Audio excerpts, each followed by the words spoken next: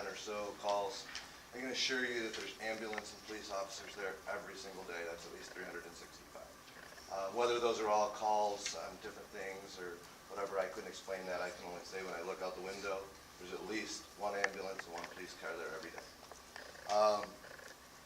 With that said, there is people pour out from that area, so I think a lot of the problems are, as a couple of you said, the visitors, maybe not necessarily residents, and maybe not even welcome visitors, but just visitors in general. As you know, Washington Park is also there. If you drive behind the ball field, there's a bunch of people that live back there and things like that as well. So there's kind of a transit community that ponders up and down Washington a little bit there that, I've, on the corner of my building, come out and seen, two drunk people that can't even stand up trying to have a fight. And so the other day I had a woman that came to my home. I posted it on Facebook, and I'd be happy to share it with any of you guys. Came to my building, beating on the windows, smashing her face against my industrial glass doors, calling me every cuss word and derogatory statement she could think of. We called the police. They came out in a few minutes and took her away.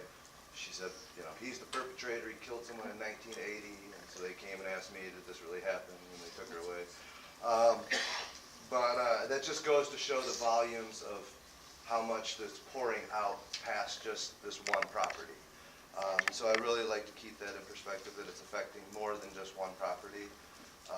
And then my one question I did have is, you mentioned the drug problem with that, and I know Lansing has, and maybe you can speak on this better, some kind of ordinance or something where if there's 3 or 5 confirmed calls or drug buys or something like that at a rental property, it's then condemned for a certain amount of time.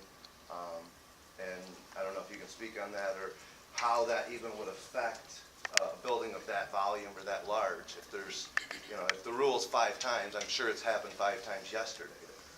And so how do you, you can't condemn the building. What the ordinance